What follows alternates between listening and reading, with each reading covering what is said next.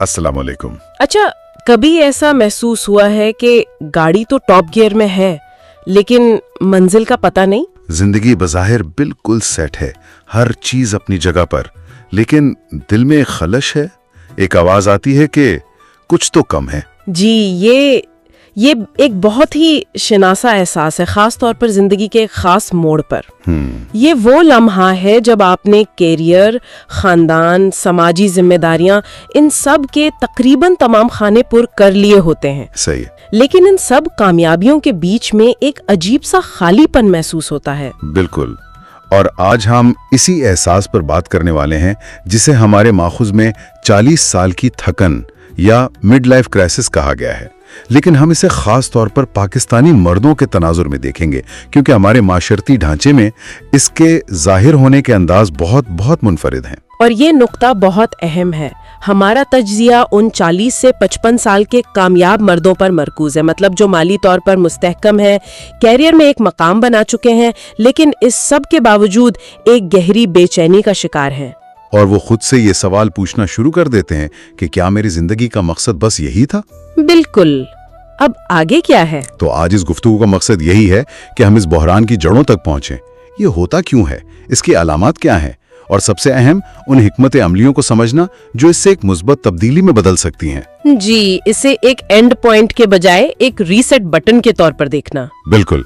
मकसद खौफजदा करना नहीं, बल्कि इस मरहले को समझना और इसकी तवानाई को सही सिमत में लगाना है, ताकि इससे अपनी जिंदगी का सबसे बड़ा मौका बनाया जा सके। अच्छा, तो फिर आइए इसकी तय में जाते हैं। ये बहरान ये पैदा ही क्यों होता है? माखिज के मुताबिक जो पहली और सबसे बड़ी वजह है वह है जिम्मेदारियों का पहाड़ जैसा बोझ। जी, और इस बोझ को समझने के लिए सैंडविच जनरेशन की इस्तिलाह बेहतरीन है। इस उम्र में मर्द अक्सर दो नस्लों के दरमियान आप कह लें कि पिस रहे होते हैं। Sandwich generation? अच्छा। एक तरफ उनके बुजुर्ग वालिदैन हैं जिन्हें सेहत और देखभाल की जरूरत है, जज्बाती और माली दोनों तरह की मदद की। जी, और दूसरी तरफ उनके बच्चे हैं जो यूनिवर्सिटी जा रहे हैं, जिनके कैरियर बनने हैं, शादियां होनी हैं। अच्छा, तो मतलब दोनों तरफ से दबाव। ये सिर्फ माली दबाव नहीं है, ये जज्बाती तौर पर भी निचोड़ लेता है। बिल्कुल। आप बेवक्त अपने वालिदैन के लिए एक मजबूत सहारा भी हैं और अपने बच्चों के लिए एक रोल मॉडल भी। इस दोहरी जिम्मेदारी में इंसान की अपनी जात कहीं बहुत पीछे रह जाती है। सही। और इसी दौरान फिर दूसरी वजह सामने आती है, कैरियर का जुमूद।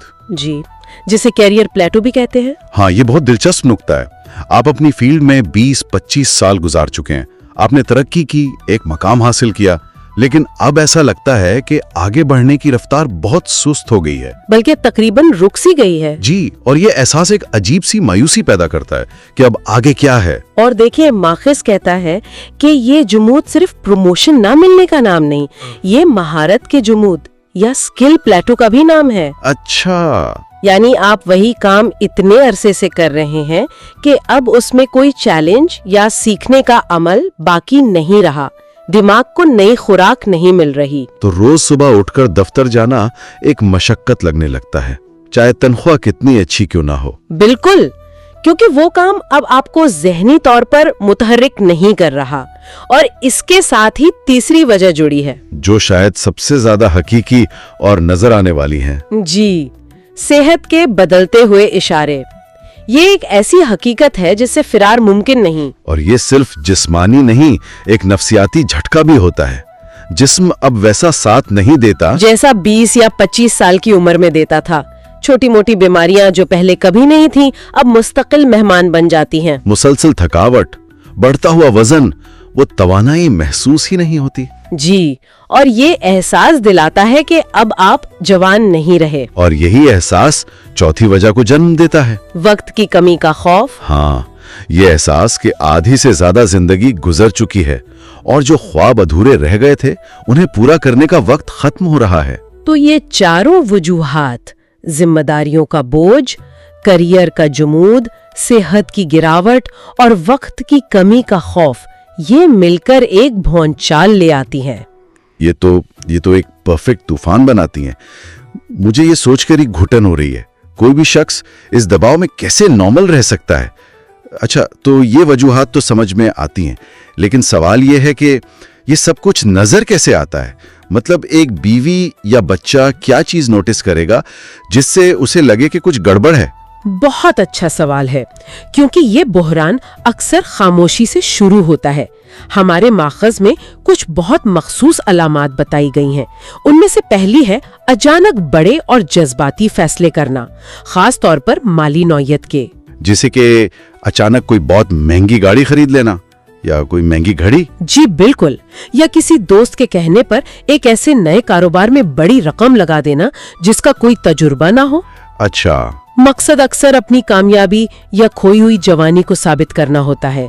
माखज़ में ये भी जिक्र है कि अपने से कम उम्र लोगों के साथ मेल जोल बढ़ाना। हाँ, उनकी तरह लिबास पहनने की कोशिश करना। जी, ताकि खुद को जवान महसूस किया जा सके। लेकिन क्या ये हमेशा एक मनफी अलामत होती है?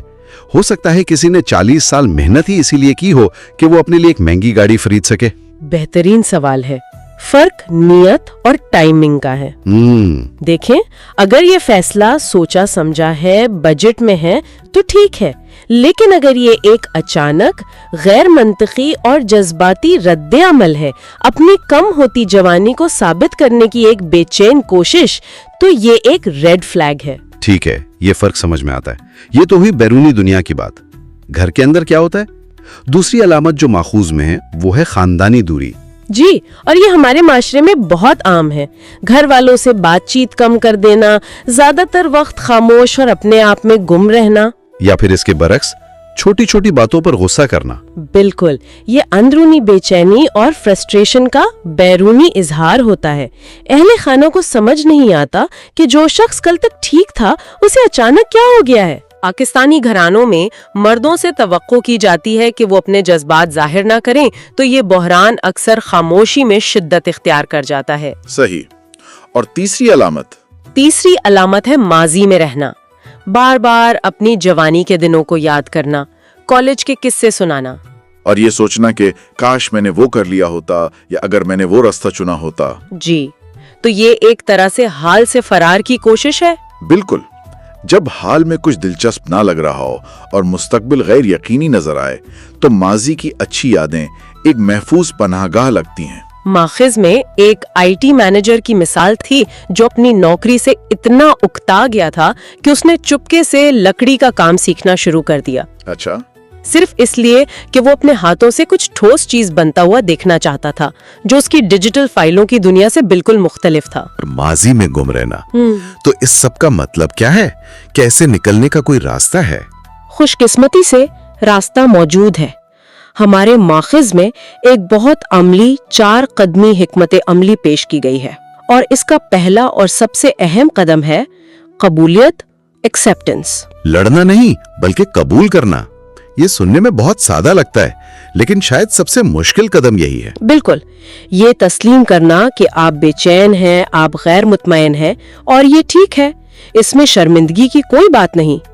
जब आप इस कैफियत को कबूल कर लेते हैं तो आप इससे लड़ने में अपनी तवानाई जाया नहीं करते, बल्कि आप इसे एक सिग्नल के तौर पर देखते हैं। एक सिग्नल कि अब जिंदगी को रीसेट करने का वक्त आ गया है। जी, ये कबूलियत ही बाकी तमाम इक़दामात की बुनियाद है। ठीक है, कबूलियत के बाद दूसरा कदम क्या है?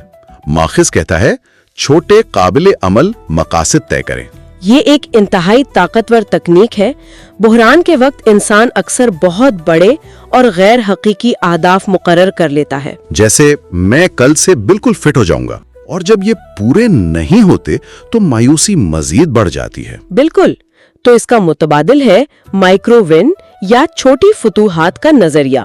बात सिर्फ 30 मिनट की वॉक करने की नहीं, बल्कि हर रोज अपने आप से किया हुआ एक वादा पूरा करने की है। अच्छा, तो इससे दिमाग नाकामी के चक्कर से निकलकर कामयाबी की नफ्सियात में वापस आता है। जी, चाहे कामयाबी कितनी ही छोटी क्यों ना हो, जैसे सेहत के लिए रोजाना जिम में 2 घंटे लगाने के बजाय सिर्फ 30 मिनट की तेज वॉक से शुरू करें, या रात के खाने में सिर्फ आधी रोटी कम कर दें। सही।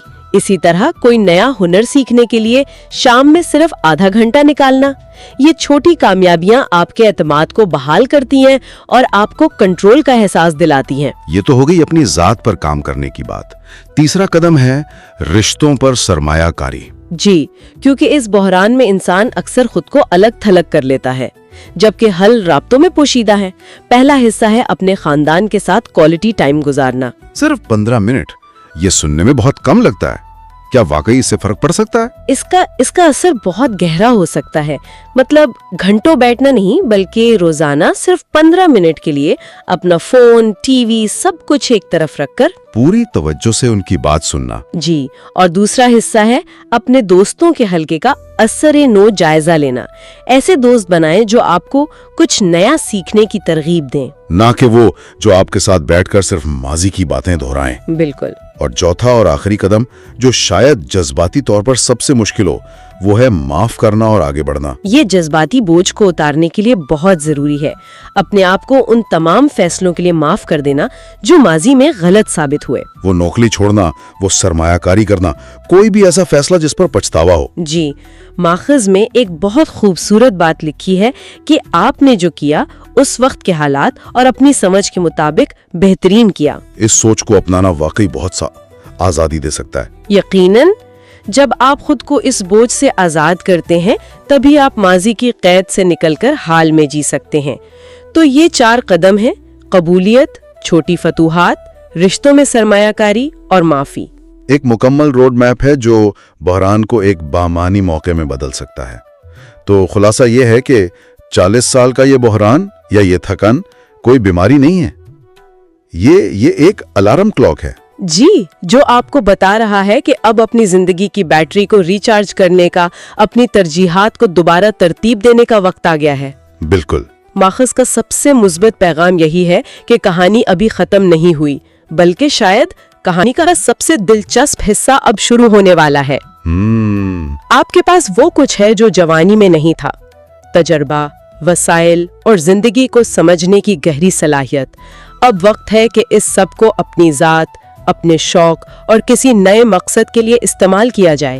یہ ایک بہت با اختیار بنانے والی سوچ ہے کہ زندگی کی دوسری اننگز کو پہلی سے بھی زیادہ شاندار بنایا جا سکتا ہے۔ جی، اور یہی سوچ اس گفتگو کو ایک اہم سوال پر ختم کرتی ہے۔ اور وہ سوال کیا ہے؟ سوال یہ ہے کہ اگر زندگی کا دوسرا حصہ پہلے سے زیادہ بامقصد اور بھرپور ہو سکتا ہے تو اس مقصد کو تلاش کرنے کا وہ پہلا، سب سے چھوٹا عملی قدم کیا ہوگا جو آج ہی اسی وقت اٹھایا جا سکتا ہے؟